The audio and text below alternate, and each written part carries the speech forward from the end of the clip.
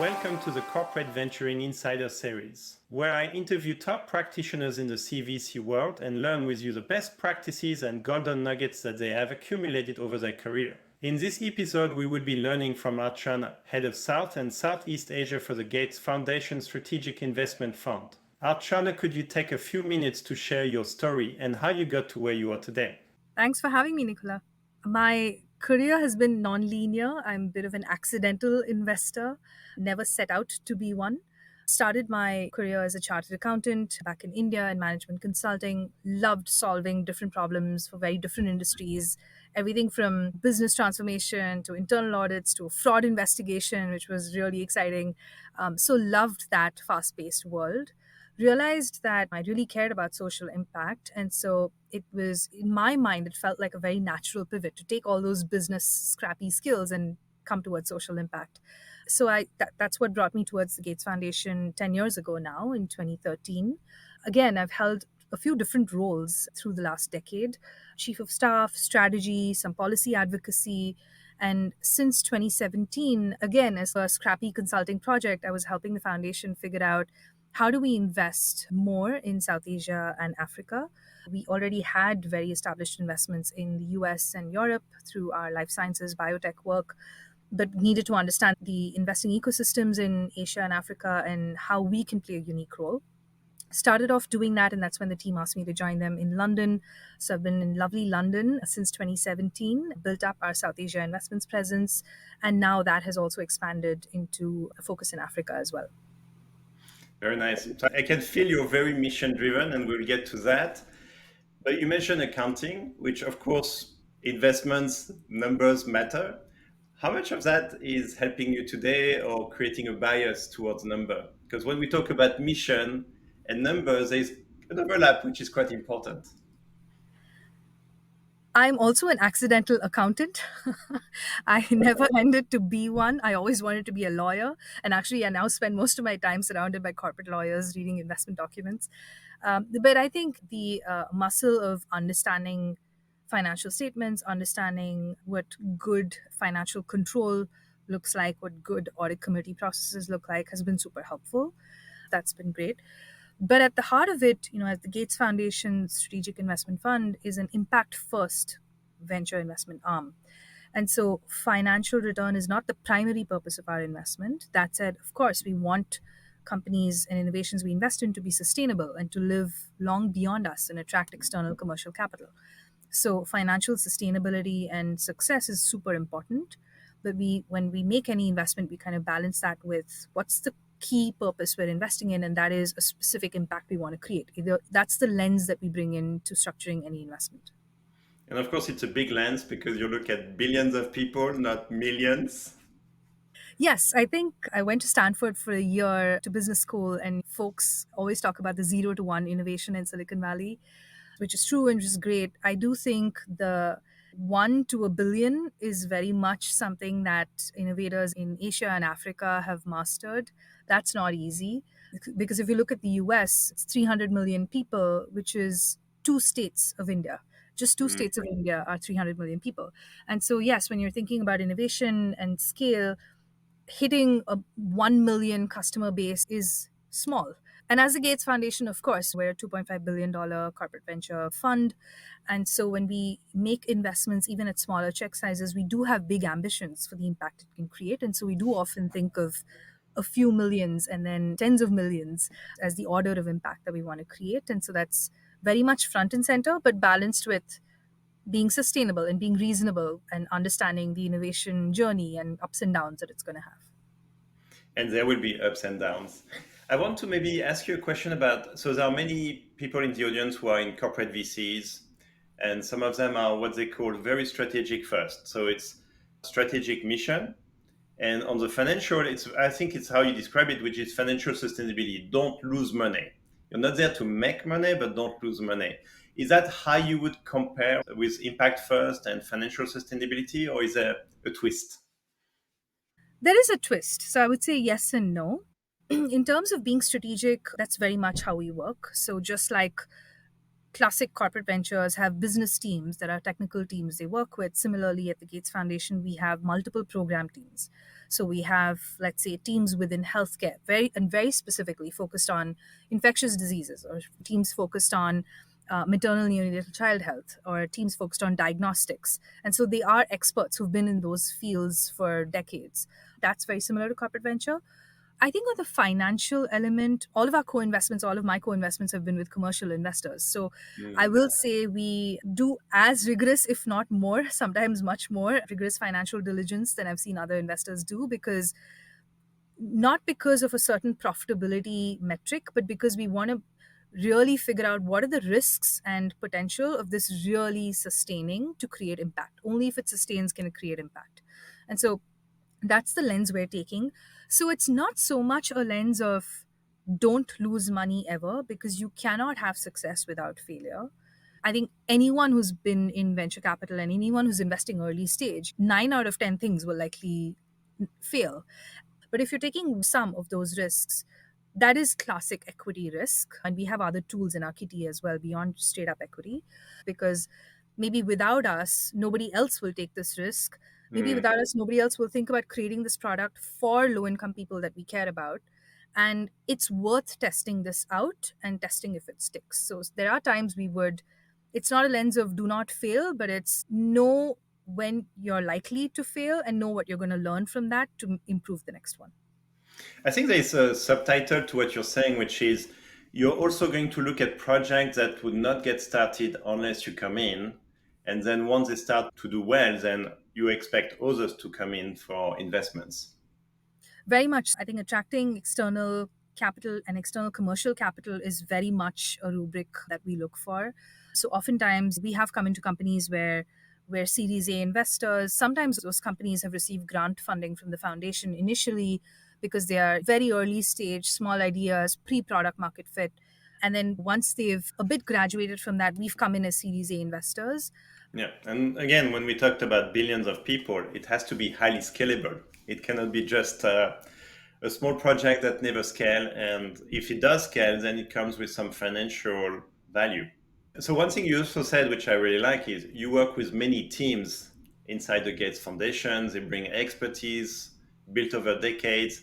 Could you maybe we zoom out a bit? Can you talk about, of course, the asset under management, but how many people, what type of teams, and then zoom in, which is about how do you engage with them and bring this superpower to your entrepreneurs?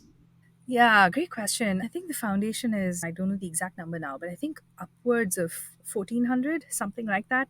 The strategic investment fund team is a very small team. We're about 15 people, 1 5. 1% of the Gates Foundation. Yes.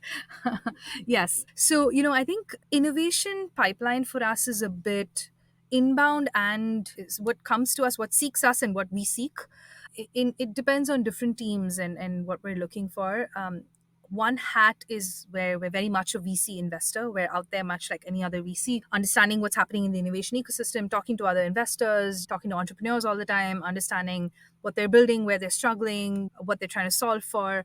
And so that's very much one trajectory. The other trajectory is internally just keeping in very close contact with a lot of our technical experts on how are you building strategy. Is it a policy tool? Do you need a private sector innovation tool? Is there a market gap? What is that gap? This is the innovation theme that we're seeing in the ecosystem, and then we kind of trade notes.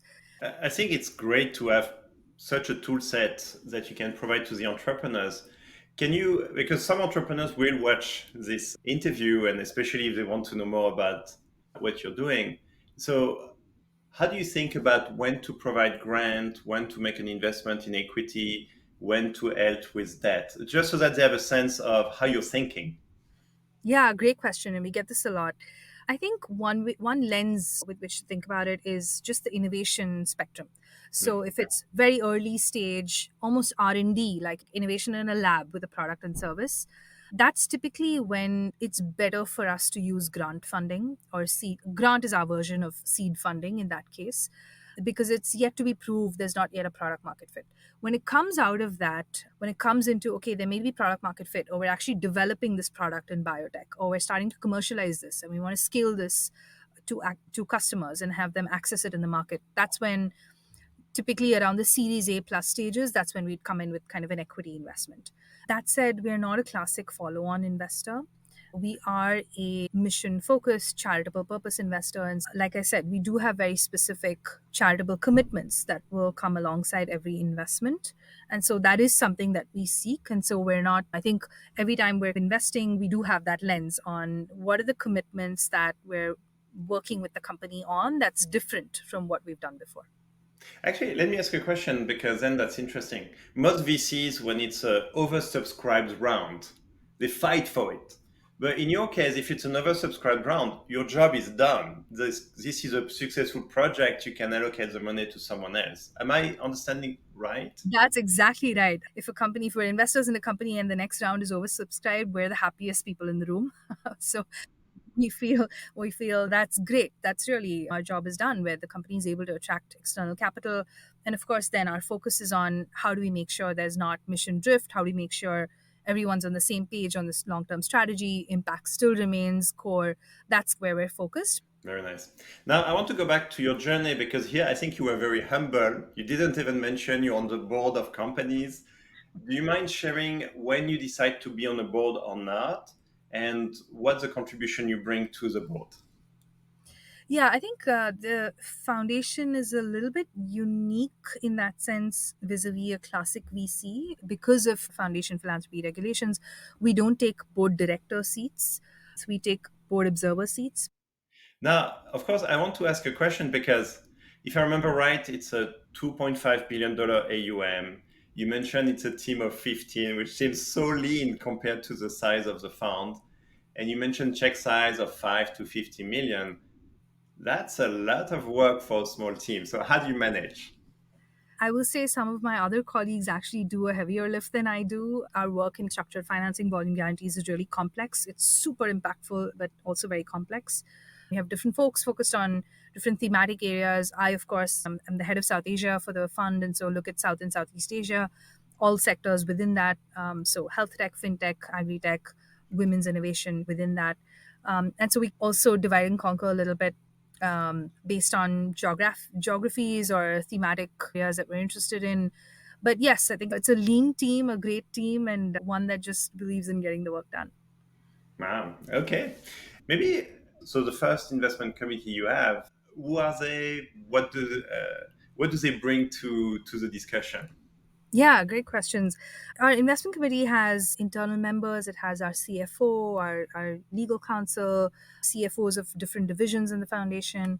And so they are folks who understand the work of the foundation, but also the sectors that we're kind of frequently investing in. We also have external members, and these are members who are investors themselves or have been operators themselves, and so have a ton of experience in some of these areas. So we have a couple of life sciences experts. We have a few experts in international investments in Asia and Africa. One of the other ways that we also ensure there is collaboration and skin in the game is that most times our equity investments will be part funded by the technical teams. So for instance, if we are making a $10 million series B investment in a company, and we do an assessment based on some internal criteria on what the risk level of this is, maybe that's outsized to what another typical commercial investor may take. We make an assessment of that risk, and then our program or technical team will provide that part of the funding. So if we assess a 25% risk, the technical team, the business team will put in the 2.5 million and we put in the rest from, but it's a 10 million investment in the company. I think this is genius. This is not the same, but same concept as a GP commit, which is you want people who wants to go through an investment to have skin in the game. They are saying, yes, I do believe. That's right. Wow. Now I want to change gears on a very important topic, which is Southeast Asia. And this is really what you're looking at. Can you share why Southeast Asia and why it has so much potential for impact? Yeah, I mean, so South and Southeast Asia is a core focus for us. Where obviously the foundation is as a philanthropy is focused on the world's populations that are most in need, and by virtue of income levels, South Asia and Sub-Saharan Africa top that list. So most of where we want to deliver products and innovations and help actually move the needle on last mile impact is in South Asia and Sub-Saharan Africa, even if the innovations are sometimes coming from other countries, like in life sciences, for instance. Other geographies like Bangladesh, Pakistan, Indonesia are also a focus, but not as in depth as in India.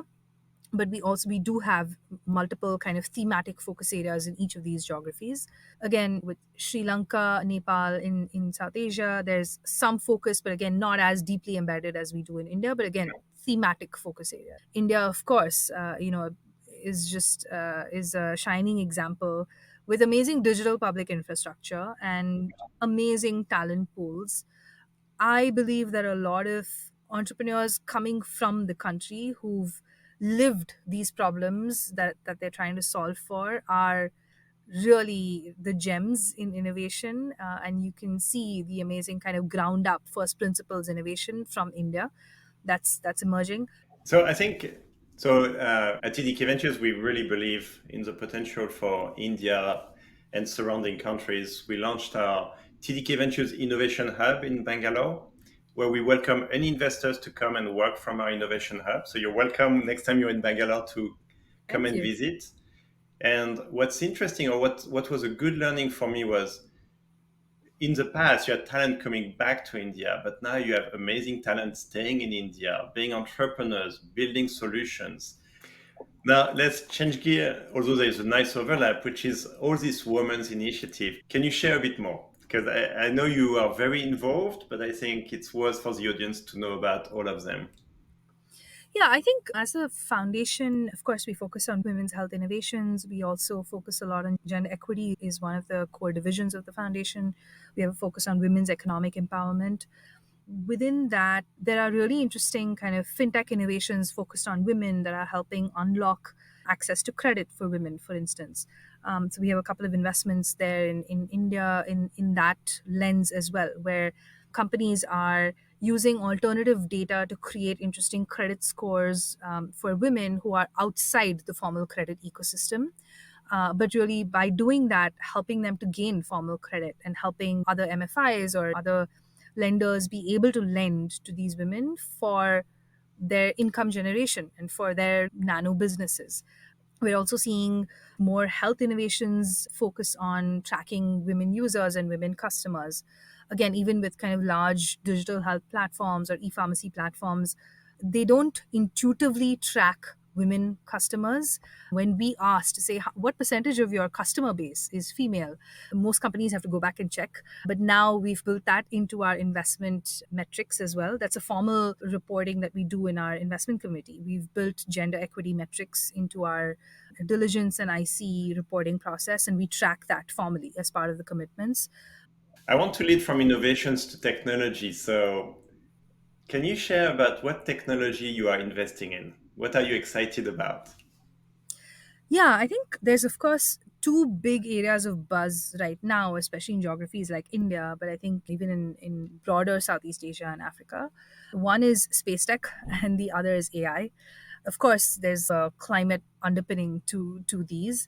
I think both those are really interesting. I'm interested to see the more use cases pan out. Of course, one is on space tech is yes, you could put up interesting payloads in space, but what do you do with that satellite imagery and analytics? So, using geospatial analytics to really solve interesting problems in agriculture, in financial services for agriculture, and other domains. There are some interesting use cases emerging. That's one that we're curious to see where that goes and maybe support innovations in that domain. The other is AI. I think this one is still a little bit, I think I'm trying to navigate all the buzz and the noise in AI, but I think really looking at what are some truly transformational use cases in AI where you can really, I think, change the way people access services, where you can help people upskill themselves. For someone sitting in, I think, a village in India who looks at YouTube videos on her phone, like how can you help her through an AI application, help her to kind of set up a small business, apply to a loan, hire a small team. And so I think these are some of the innovations that I think and the use cases that we'd be super excited to see. And I think keeping an eye out for that and seeing what's coming up there. And back to Southeast Asia, there are so many different languages. Just using AI to be able to do live translations between people would already be a breakthrough. So many use cases, right? Absolutely. And there are teams working on that. All right, so let's watch out for space and AI, which are two topics we're also looking at, but more for later. There's something which I really liked also. You mentioned about your reporting to IC. So you don't just go to the IC to ask for money. You actually bring back reporting about, I'm sure, the value you bring over time. Can you share about the best practice you're using, which maybe the audience should think about when they report back to their IC? Yeah, I'm sure most funds have a similar process, but I think some things that I'll note are we're very transparent about successes and failures. And so we twice a year will report on our portfolio, just zooming out and saying this is where the portfolio is at. These are some of the key developments across our portfolio. This is where these companies have struggled. What are the themes that we're seeing from the markets in South Asia, in Africa, in Europe, in US, and what are we learning from that? So we'll do a sectoral stock taking and a portfolio stock taking and read out and have very honest conversations on what does this mean for, should we change something in our investment strategy, should we change something in how we support companies, should we have more flexibility in some other areas. And so we have that conversation. And then we also talk through areas like we had identified a few years ago that we don't actually track gender metrics, and then we formalize that in our investment process. But we'll also keep an eye out for some kind of untapped or overlooked areas that we should do a better job on and talk through that with our IC. Very nice. And how often do you report to the IC? Is there like a cadence? We meet with our IC monthly where we're taking different concepts or investments to them. And even if there's not an immediate concept, we'll give them a readout on our portfolio, on specific things in our portfolio. So generally, there's a monthly cadence to our IC meetings and also then a half year zoom out, bigger picture portfolio view. Very nice. Now, I want to move to, in a way, back to the superpower. Can you share maybe some examples of support to entrepreneurs you provide, which is very special to you? Yeah, I think maybe without taking names of companies, one of the fintech companies I've been involved in from a kind of Series A stage, the first institutional investor stage, really helped them think through what their approach to their tech strategy should look like. Also, early on in that investment, help them understand the underwriting risk and help matchmake that so that we're not constantly on the capital raising treadmill, but helping to actually build a platform where we help warehouse innovation and then help the ecosystem come in. So I've helped shape some of that thinking that's now become core to the business. Now 45% of business volumes are there. So that's one example of working closely with the fintech. So another one is with another fintech saying, hey, this is great what we have, but what are some other different data sets that we can use to boost up what our credit scores could look like? How Mm. can you think about this works well for, let's say, one business segment, but how can we also do this for an agriculture business segment? Can we also do this for a dairy farmer business segment? And so really helping to think through what those different use cases could be, helping them think through at what point do you enter Africa or not, and navigating that. And then saying, hey, the ultimate goal would be, yes, you could have amazing credit scores for women. Can we actually bring down cost of credit for them? There's many golden nuggets, but what I think comes across the full interview is when you engage with these entrepreneurs, you position yourself like a thought partner. You're there with them and you want to think how to build a business together. Absolutely. And we're very much in this for the long term. And so understand there'll be hiccups along the way, but very much want to be the thought partner to the companies, but without kind of over engineering and letting them drive things. Very nice. Now, I want to ask about portfolio building. Clearly, you have many investments, you have a portfolio. How do you think about building your portfolio? How do you think about it? Yes. Yeah, I think as a strategic impact first investor, where we oftentimes will make investments almost in, we will make multiple bets. We will have multiple shots on goal.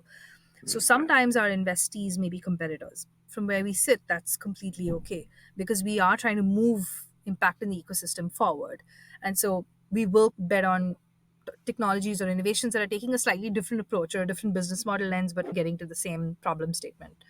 What we love to see and what we're starting to see now in countries like India are portfolio synergies. So we're seeing multiple portfolio companies now starting to work together, where one has data insight analytics and the other has a lending platform. And how can you match make the two to lend sharper with sharper data to a segment that you did not know how to underwrite before?